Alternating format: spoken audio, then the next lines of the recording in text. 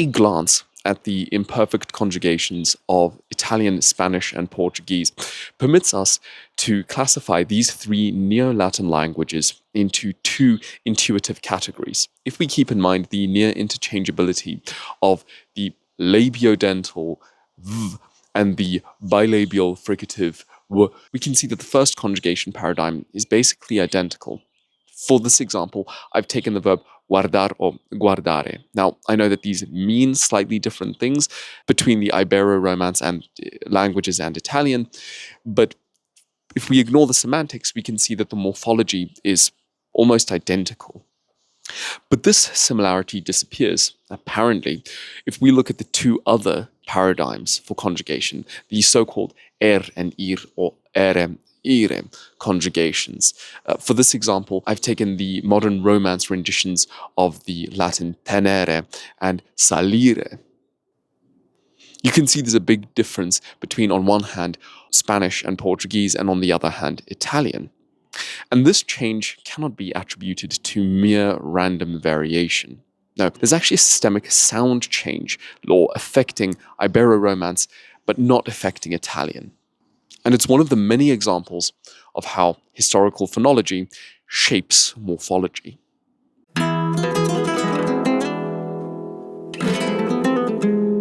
We must, as always, start our story with Latin. Now, Latin infinitives didn't work exactly as those of the modern Romance languages do, but for simplicity's sake, we can identify 4 different conjugations or paradigms that Latin verbs fell into. There were those that ended in are, those that ended in ere with a long e, and those that ended with ere with a short e.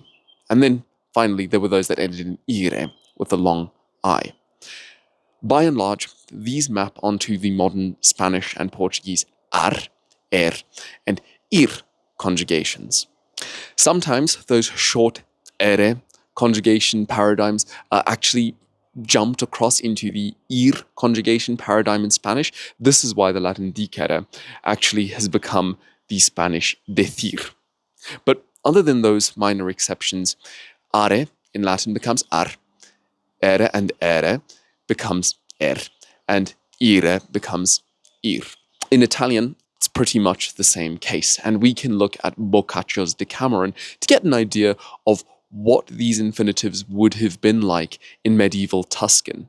Here's an example on the screen here, where we see fare, appiccare, dire, nascere, and venire.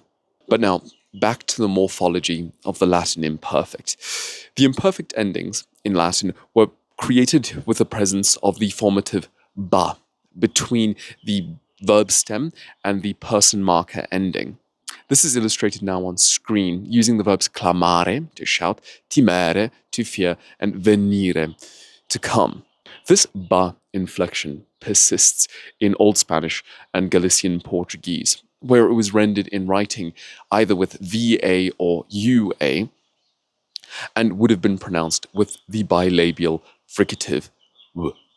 Here in Old Spanish we have this from El Cantar del Mio Cid, where we see tornaba and estábalos catando. For Galician Portuguese, I'd like to turn for attestation to the Cancioneiro de Juda, in good part because I just found it really interesting. This is actually a parchment codex, which was produced in the late 13th and early 14th centuries, and it gives us examples like the following here on screen, which I won't try and pronounce, but you get the idea of what I'm talking about. The caveat I feel obliged to mention here, and I mentioned in our most recent video, is that in the south of Portugal, this bilabial fricative v was probably pronounced as a labiodental v.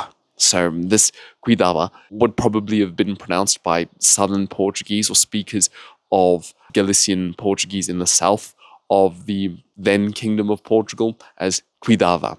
The same law applies to medieval Tuscan. Once again, in Boccaccio's Decameron, we find trovavano.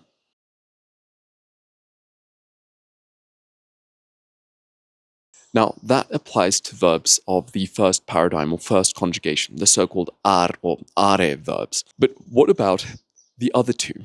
Well, I must state here that I am much more familiar with the morphology of Old Spanish in this respect. And since there's this great overlap between Old Spanish and Galician Portuguese, I'm going to go ahead and explain the Old Spanish history with the hopes that it also applies to Galician Portuguese. However, if you have any important contrasting evidence that applies specifically to Galician Portuguese in distinction to Spanish, please let me know in the comments below. The first stage that we need to look at is the Lenition and subsequent loss of the intervocalic Latin b. Now, Ibero-Romance follows this tendency. Where there's an unvoiced intervocalic consonant in Latin, it voices it.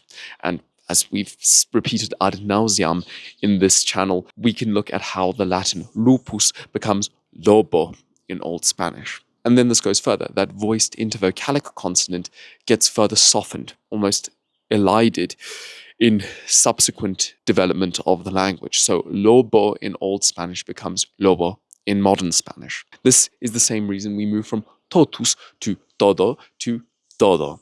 And this same process seems to explain the elision or the disappearance of the intervocalic bilabial plosive b in the Latin imperfect. For the ancestors of modern Spanish and Portuguese and ir verbs, the development can be represented approximately as the following. We might move from ēbam or ēbam verb endings to ēam or iam endings, and then ultimately to ia. For example, ēbam would become avía and then avía in modern Spanish. Dormibam, dormía to dormía. There was also an ēbam form, which seems to have merged with the ēbam forms. So this is how we get the ia imperfect ending in Old Spanish, which is passed on to modern Spanish. For example, we actually can see in the Cantar Primero of the Cantar del Mío Cid this line here, in which we clearly see didzian mentioned. But this only answers part of the problem. There's another question we seriously need to answer here, and that is, how did that Latin long-stressed become the accented I in Spanish? For example, how did ēbam end up being avía and not avía? And here we move into the realm of conjecture amongst academics. What we know is that the disappearance of that intervocalic b led to a vowel hiatus. So in our example before, that habebam would give us habea. And if we know one thing about languages, especially it seems PIE languages, hiatus, while not completely taboo, is a little bit difficult. It's not usually desirable. In the conjugation, that gets raised to I. So we move from habebam to avía. But why? I found this really interesting article online by Laura Crespo Quesada that offers various hypotheses that different philologists and historical linguists have put forward to explain this change. One of them states that it's actually a process of analogy.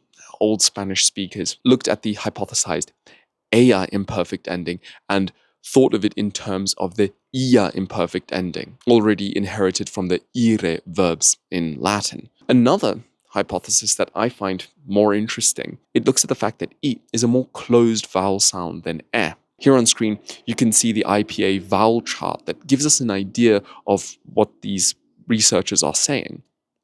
And what's interesting is that the closing of this vowel actually renders it more distinct from a than e was. And it could be that what speakers were doing is that, faced with the context of the elided bilabial plosive b, they wanted to more clearly distinguish the two vowels, e from a. And for that reason, they chose the closed vowel to exaggerate the difference between the two vowels in hiatus. Now, of course, much of this is hypothetical, but what is clear is that we can see from attested documents that Old Spanish speakers really struggled with all the hiatuses created by this elided b. Early Castilian texts show at least two outcomes from this morphological change provoked by the elision. For example, we see both the hiatal ia in tenía and didzian, but we also see the diphthong ye. For example, tenié, avíe, exien, avien. The linguist Brian Imhoff points to some old monuments that actually show, even within one paradigm of conjugation, variation. So the example he uses has in the yo first person singular form tenía, but for the second person singular form teniés, tenié in the third person, etc., etc., as you can see here on screen. He also actually points out, as you may have noticed, that in the cantar primero of the Cantar del Mio Cid, we have examples like this. Sospiró mio Cid, que a mucho avíe grandes cuidados. Now, whatever the case may be, from this jumble of confusing hiatuses and diphthongs, by the 15th century, the modern ia forms are established for the and the ir verbs in the imperfect. If we've looked at how this develops in Old Spanish and probably contemporaneously in Galician Portuguese, it's also worth looking at what Tuscan did with this. If we return to Boccaccio's Decameron, we see that it's very consistent with the are verbs. For example, sostenere we see in the imperfect here with udendo queste parole sosteneve dolore. And the ire verbs, we have udire in the imperfect as udivano. Now, you may have noticed that I've actually left one important question unanswered for Ibero-Romance. If we have this tendency of softening and eventual lenition of the intervocalic b, why does that seem to only affect the ir and conjugation paradigms, but not the ar conjugation paradigms? Well, once again, I have recourse to Crespo Quesada's interesting article, because what she states is that complete lenition for the ar paradigm verbs could never have been possible in Old Spanish due to confusion with the present. If, for example, the Latin cantabamus underwent total elision, we would be left with cantamus, which would become cantamos, which means that the imperfect would have been identical to the present. And it seems that speakers wanted to avoid this confusion. And for that reason, ar in both Galician Portuguese and Old Spanish was preserved from the complete change and chaos that we saw in the other two paradigms. This is a thesis that's supported by none other than the esteemed Rafael Lapesa himself. Now, in this video, I actually initially intended to look at more languages. I wanted to include Catalan, for example, which I have the hope of learning soon, in no small part due to the importance of many Barcelona players in Spain's recent victory, which I was very happy with, if I may share personal biases here on the channel. But nonetheless, I had to leave them out in the interests of getting this video out in time. So I'm going to have to leave the video at that. Now, if I may, once again, stretch somewhat outside of the boundaries of my usual statements and content here, I once again wish to congratulate all of the Spanish viewers for the amazing, astounding victory on Sunday.